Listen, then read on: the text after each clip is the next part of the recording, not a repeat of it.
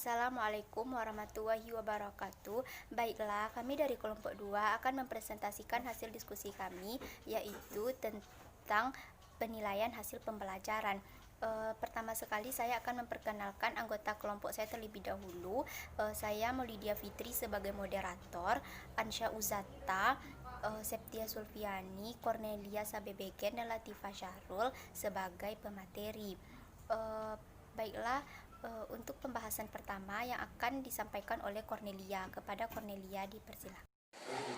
Baiklah, terima kasih kepada moderator. Saya akan membacakan materi kami yang pertama, yaitu tentang penilaian efektif. Penilaian efektif merupakan sikap atau unsur efektif yang diukur bisa berupa minat, sikap, motivasi, konsep diri, nilai, apresiasi, dan sebagainya. Berikut ada beberapa faktor efektif yang perlu diperhatikan. Yang pertama yaitu sikap. Sikap berhubungan dengan intensitas perasaan positif atau negatif terhadap suatu objek psikologik. Yang kedua yaitu minat. Minat berhubungan dengan keinginan tahuan seseorang tentang suatu keadaan. Yang ketiga yaitu konsep diri, berhubungan dengan pernyataan diri yang berkaitan dengan objek psikologinya. Yang keempat yaitu nilai, berhubungan dengan keyakinan seseorang tentang suatu objek atau kegiatannya. Selanjutnya yaitu penilaian efektif. Teknik pengukuran efektif dapat dilakukan dengan berbagai jenis pengukuran. Yang pertama yaitu skala bertingkat, yaitu suatu nilai yang berbentuk angka terhadap suatu hasil pertimbangan. Yang kedua yaitu angket, yaitu sebuah daftar pernyataan yang harus diisi oleh siswa. Yang ketiga yaitu swalapor, berupa contoh yang menggambarkan respon diri terhadap sesuatu. Yang keempat yaitu wawancara. Wawancara yaitu tanya jawab atau dialog untuk menemukan informasi terkait dengan efektif tertentu. Yang kelima yaitu inventory, bisa disebut juga sebagai interview tertulis. Baiklah, materi yang kedua yaitu penilaian kognitif. Sebelum kita melihat apa-apa saja aspek dalam penilaian kognitif, terlebih dahulu kita akan melihat apa itu pengertian kognitif. Kognitif adalah ranah yang mencakup tentang kegiatan atau otak. Menurut Bloom, bahwa kognitif adalah segala upaya yang menyangkut tentang aktivitas otak.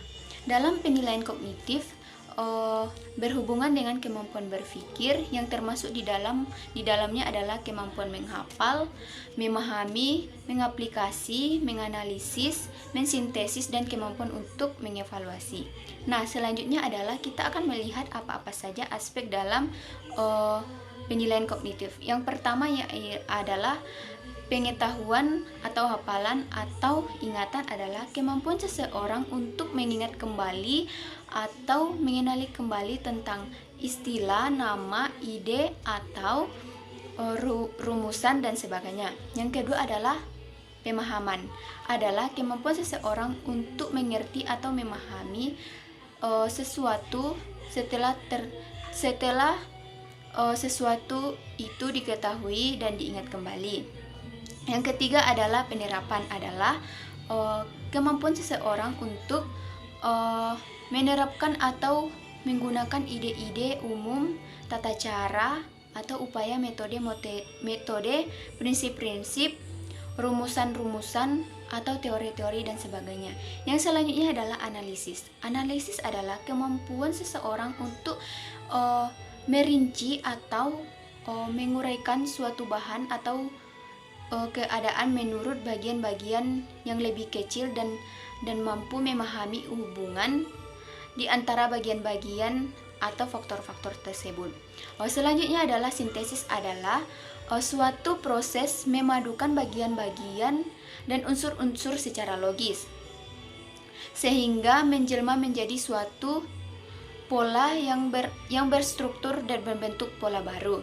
Yang terakhir yaitu adalah penilaian atau penghargaan atau evaluasi, adalah kemampuan seseorang untuk membuat pertimbangan terhadap suatu kondisi, nilai, atau ide-ide. Baiklah, selanjutnya akan dilanjutkan oleh Septi.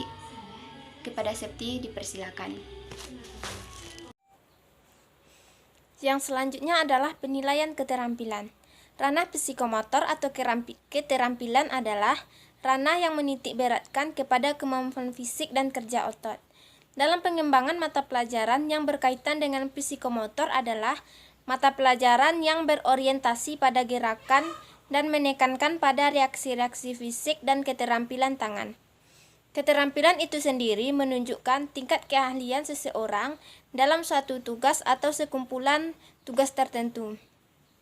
Butler membagi hasil belajar psikomotor menjadi 3, yaitu specific responding, yaitu peserta didik mampu merespon hal-hal yang sifatnya fisik atau yang dapat didengar, dilihat, atau diraba, atau melakukan keterampilan yang sifatnya tunggal, seperti memegang raket. Yang kedua, motor chaining, yaitu peserta didik sudah mampu menggabungkan lebih dari 2 keterampilan dasar menjadi satu keterampilan gabungan. Misalnya memukul bola. Yang kedua, role using, yaitu peserta didik sudah dapat menggunakan pengalamannya untuk melakukan pengalamannya dan untuk melakukan keterampilan yang kompleks. Yang selanjutnya adalah aspek penilaian psikomotor atau keterampilan terdiri dari yang pertama meniru atau perception, yang kedua menyusun atau manipulasi, yang ketiga melakukan dengan prosedur atau precision, yang keempat melakukan dengan baik dan tepat atau articulation, yang kelima melakukan tindakan secara alami atau naturalization. Baiklah, itulah hasil dari diskusi kelompok kami. Assalamualaikum warahmatullahi wabarakatuh. Baiklah, mungkin hanya itu hasil diskusi kami. Kalau ada kekurangan dan kesalahan, kami mohon maaf. Saya akhiri dengan Assalamualaikum warahmatullahi wabarakatuh.